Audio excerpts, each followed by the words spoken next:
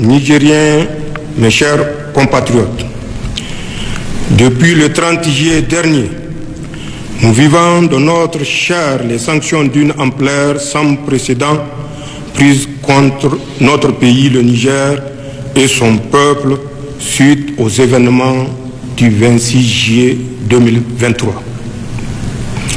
Ces sanctions visent notamment à nous priver de ressources financières indispensables au fonctionnement de nos institutions, à entraver notre vie quotidienne et à étouffer notre économie et le petit commerce. En outre, ces sanctions vont jusqu'à priver délibérément nos laborieuses populations de tout approvisionnement en produits alimentaires et pharmaceutiques.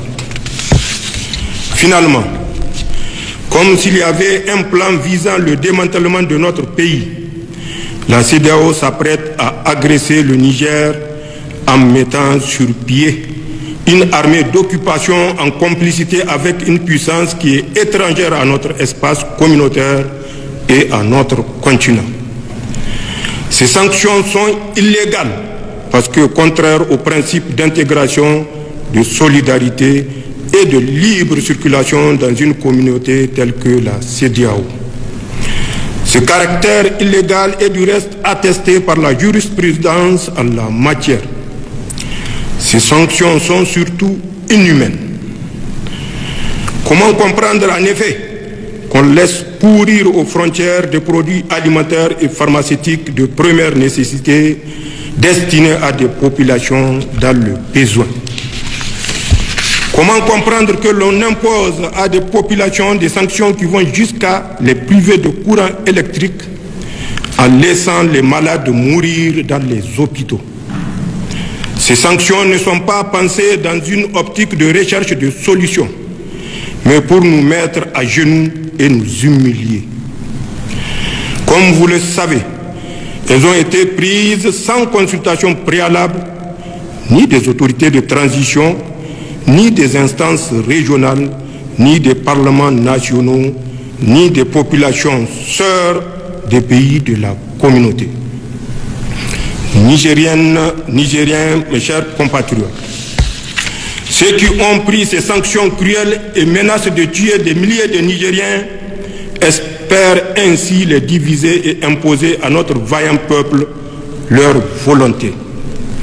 Ils pensent pouvoir nous contraindre à accepter par la force ce qui est profondément inacceptable, car contraire à nos intérêts vitaux et à nos valeurs cardinales. Ils veulent isoler notre pays à un moment où notre peuple a le plus besoin de la solidarité communautaire pour mieux faire face au terrorisme et à l'insécurité.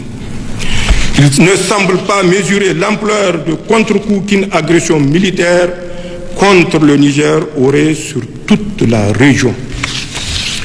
Ils semblent ignorer que c'est en grande partie grâce au professionnalisme et à la vaillance de nos forces de défense et de sécurité que le Niger est resté le verrou qui empêche les hordes de terroristes de déstabiliser l'ensemble de notre région.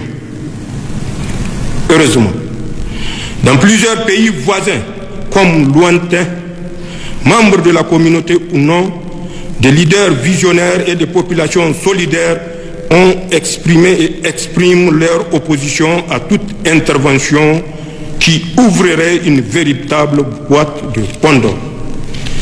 Nigériennes, Nigériens, mes chers compatriotes, il est paradoxal que les réactions excessives entretenues par certains acteurs externes qui tentent d'imposer les médias une image caricaturale du Conseil national pour la sauvegarde de la patrie et de son action soit autant en déphasage par rapport aux aspirations du peuple nigérien. La réaction populaire observée dans tout le pays démontre pourtant à suffisance que l'action des forces de défense et de sécurité regroupées au sein du Conseil national pour la sauvegarde de la patrie répond clairement à l'exaspération de l'écrasante majorité du peuple nigérien qui se sent délivré. Nigériennes, Nigériens, mes chers compatriotes, Je affirme ici que notre ambition n'est pas de confisquer le pouvoir. Je réaffirme aussi notre disponibilité à tout dialogue pour autant qu'il tienne compte des orientations voulues par le peuple nigérien, fier et résilient.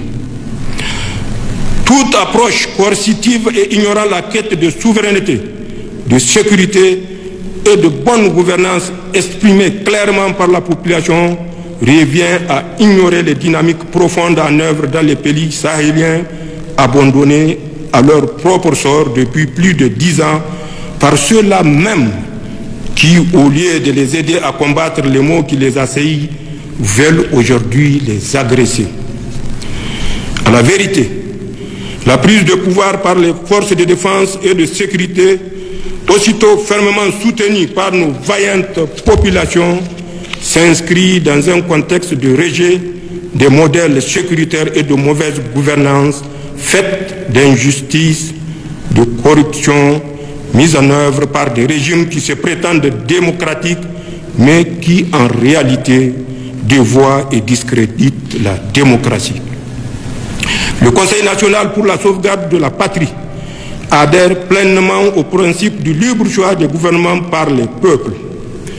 Mais pour que le peuple puisse choisir ses dirigeants, il faut un système transparent dans lequel les opposants ne sont pas emprisonnés ou exilés, dans lequel une véritable alternance est possible et dans lequel la société civile peut librement s'exprimer et manifester sans être inquiétée.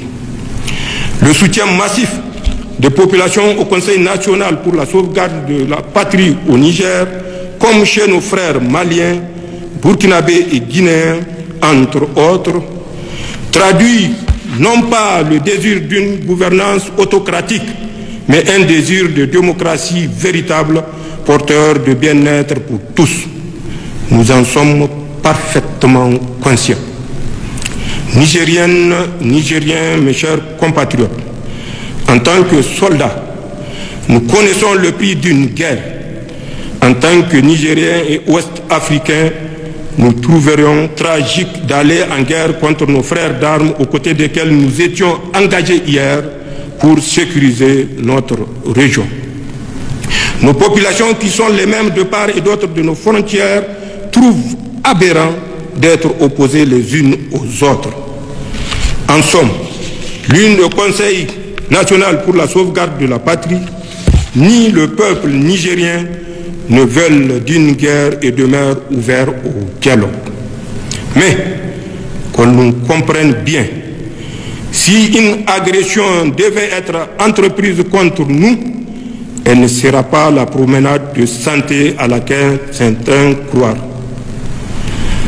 En effet, ils trouveront face à eux 26 millions de Nigériens, les dignes fils de Dunama Dibalami, de Idriss Alaouma, de Mohamed Kosso, de Mohamed Nafarko, de Amadou Tanimoun Kourandaga, de Suleiman Danchintouma, de Kausen Ag Kedda, de Tankasawa Agoragi, de Babari Soba, de Bawa Jangwarzo, de Akazama Ari Kulumba, de Mali Bero, de Ousmane Tanfodio, de Soni Alibert et de Askia Mohamed, entre autres. Ainsi, fort du soutien de notre grand peuple et avec l'aide de nos frères du Burkina, de la Guinée et du Mali, les forces de défense et de sécurité du Niger ne se déroberont pas. Pour ma part, une fois de plus, je tiens à vous réaffirmer, mes chers compatriotes, que tout comme les autres membres du Conseil national pour la sauvegarde de la patrie et du gouvernement, Je suis au service du Niger et de ses seuls intérêts et que je ne trahirai jamais vos espérances, Inch'Allah. Aussi, conscient de la nécessité de structurer les nouvelles élans de patriotisme qui règnent au Niger, j'engage toutes les forces vives de la nation à travers un dialogue national inclusif. L'objectif de l'instance dédiée à ce dialogue est de consulter toutes les composantes du peuple nigérien sur les voies les meilleures permettant de poser les fondements d'une nouvelle vie constitutionnelle sur des piliers profondément ancrés dans nos valeurs traditionnelles et républicaines. Dans cette perspective, le gouvernement est d'ores et déjà instruit pour prendre les dispositions urgentes en vue de l'organisation de ce dialogue. Dans ce cadre, les forces vives qui y seront conviées s'attelleront dans un délai de 30 jours à formuler des propositions concrètes devant conduire 1. À définir les principes fondamentaux devant régir notre transition. 2. À définir la priorité de la transition dont la durée ne saurait aller au-delà de 3 ans. 3. À définir les priorités nationales durant la transition. 4. À appeler les valeurs fondamentales devant guider la refondation de la République. Nigériennes, Nigériens, mes chers compatriotes, c'est donc entre Nigériens et dans le cadre du dialogue fraternel que nous allons trouver, j'en suis convaincu, les solutions adoptées à tous les défis qui se posent à nous. Accompagnés dans notre élan de sortie de crise et ce, dans l'intérêt de tous.